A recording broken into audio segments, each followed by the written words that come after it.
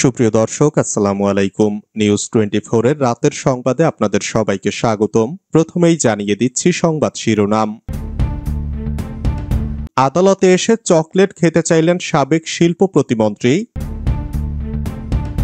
একই স্থানে বিএনপির দুই গ্রুপের কর্মসূচি, সংঘর্ষ এড়াতে 144 ধারা।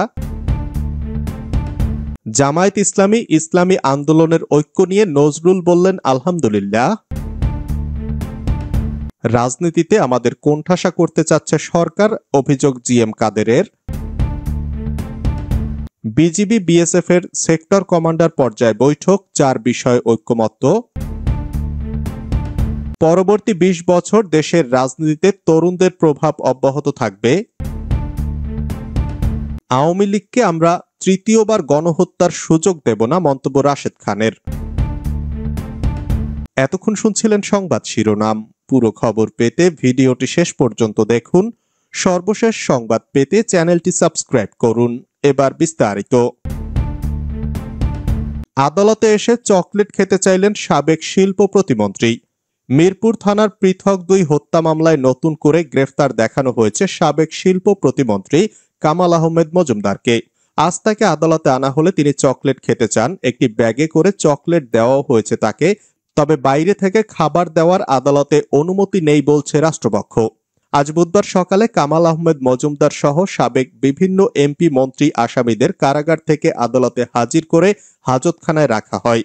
এরপর হাতে হাতকড়া, বুকে বুলেট প্রুফ জ্যাকেট এবং মাথায় হেলমেট পরিয়ে তাদের ঢাকার চিফ মেট্রোপলিটন ম্যাজিস্ট্রেট আদালতের 2 তলায় 27 নং কোর্টে তোলা হয়। এরপর সাবেক শিল্প প্রতিমন্ত্রী কামাল আহমেদ মজুমদারকে মিরপুর থানার পৃথক 2 হত্যা মামলায় গ্রেফতার দেখানোর আবেদন করা হয়। শুনানির এক ফাঁকে কাঠগড়ায় দাঁড়ানো কামাল আহমেদ মজুমদার এক পাশে গিয়ে তার পক্ষের এক আইনজীবীকে ডেকে চকলেট খেতে চান। কিছুক্ষণ পরে শুনানি চলাকালে একজন আইনজীবী সাদা কাগজের ব্যাগে করে চকলেট আনেন। চকলেট আনা দেখে কাঠগড়ার এক পাশ থেকে আর এক পাশে এক প্রকার দ্রুত এসেই ব্যাগটা নিতে যান বৃদ্ধ কামাল মজুমদার। কিন্তু বিপত্তি বাধে কাঠগড়ার পাশে নিরাপত্তায় কর্মরত পুলিশ সদস্যরা দেখে ফেললে তারা চকলেট দিতে বাধা দেন। ওই সময় চকলেট নিতে ব্যর্থ হন সাবেক শিল্প প্রতিমন্ত্রী।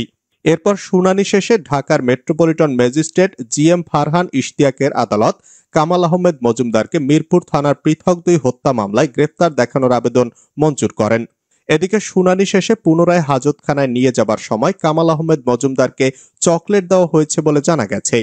এ বিষয়ে জানতে চাইলে কামাল আহমেদ মজুমদারের আইনজীবী আল ইমরান কালবেলাকে বলেন, কামাল আহমেদ মজুমদারের চকলেট অনেক প্রিয়, এছাড়া তার সুগার লো হয়ে যায়, এজন্য চকলেট খেতে হয়, তাই তিনি চকলেট চেয়েছিলেন। কিন্তু এজলাসে তো আসামিকে কিছু দেওয়ার নিয়ম নেই। পরে বিধি মোতাবেক আইনজীবীর মাধ্যমে চকলেট পৌঁছে দেওয়া হয়। একই স্থানে বিএনপির 2 গ্রুপের কর্মসূচি, সংঘর্ষ এড়াতে 144 ধারা জারি।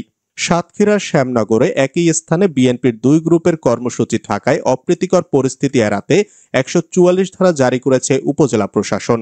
বুধবার বিকেল 4টা থেকে পরবর্তী নির্দেশ না দেওয়া পর্যন্ত সমাবেশ ও আলোচনা স্থল সহ পুরো পৌর এলাকাকে এই নির্দেশনার আওতায় আনা হয়েছে।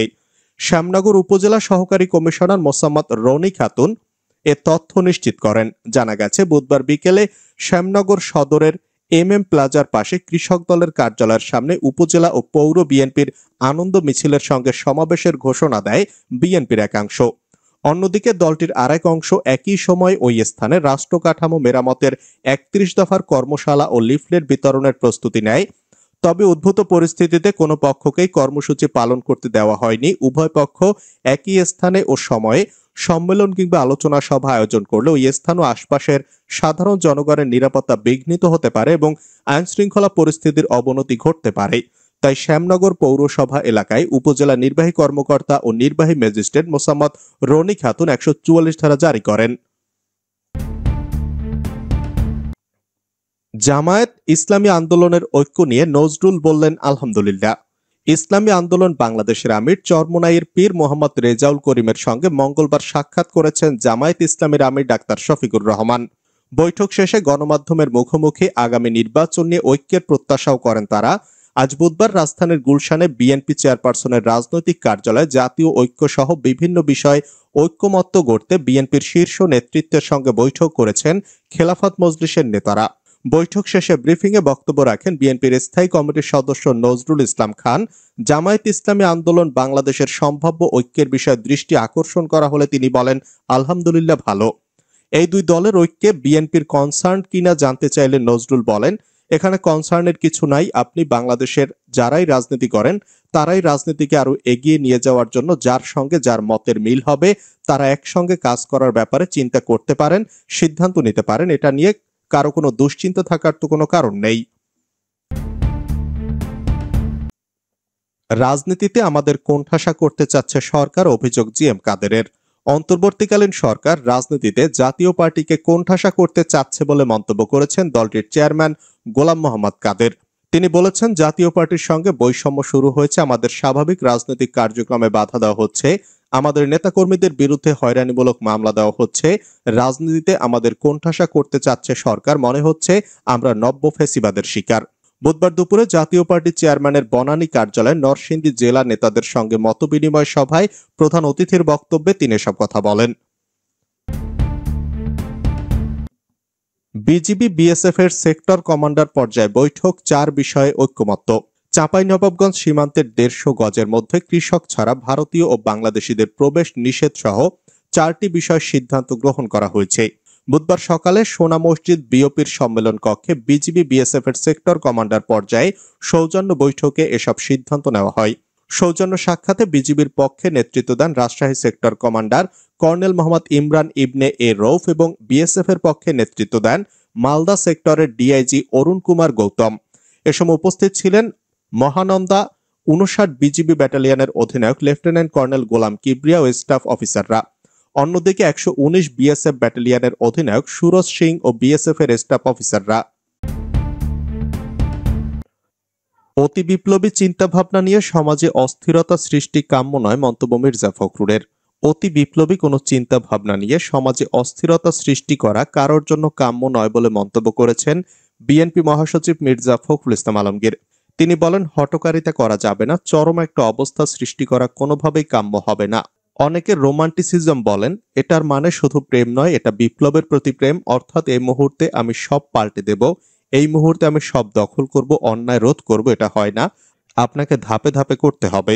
সবাইকে ধৈর্য ধরার আহ্বান জানিয়ে বিএনপি মহাসচিব বলেন, আমাদের এখানে এখন যে অস্থিরতা চলছে, এই অবস্থার যদি নিয়ন্ত্রণ করতে চাই আমাদের ধৈর্য ধরে পা ফেলতে হবে, এমন কিছু আমরা করব না। নৈরাজ্য সৃষ্টি করা আরো বিপদ যেন আমরা ডেকে না আনি, এই বিষয়গুলো আমাদের মনে রাখতে হবে। ফরিদপুরে অভিযানে গিয়ে হামলায় ডিবির 3 সদস্য আহত। ফরিদপুরের মধুখালীতে জুয়ার আসর ও মাদক সংশ্লিষ্টতার খবর পেয়ে অভিযানে গিয়ে হামলার শিকার হয়েছে ফরিদপুর জেলা ডিবি পুলিশের কয়েকজন সদস্য।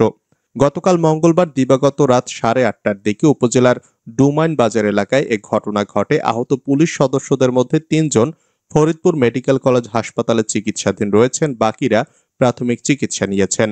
গুরুতর আহতরা হলেন ডিবি পুলিশের উপপরিদর্শক জব্বার হোসেন ও দেওয়ান মোহাম্মদ সবুর এবং উপসহকারী পরিদর্শক শফিকুল ইসলাম। খবর পেয়ে রাত 12টার দিকে হাসপাতালে ছুটে আসেন জেলা পুলিশের ঊর্ধ্বতন কর্মকর্তারা। ফরিদপুর মেডিকেল কলেজ হাসপাতালের কর্তব্যরত চিকিৎসক মোহাম্মদ তৌসিফ সরকার জানান, আহতদের মধ্যে জব্বারের মাথায় 3টি আঘাতের চিহ্ন রয়েছে, অপর 2 জনকে পিটিয়ে জখম করা হয়েছে, তবে কারো গুরুতর আঘাত নেই, সকলেই আশঙ্কামুক্ত।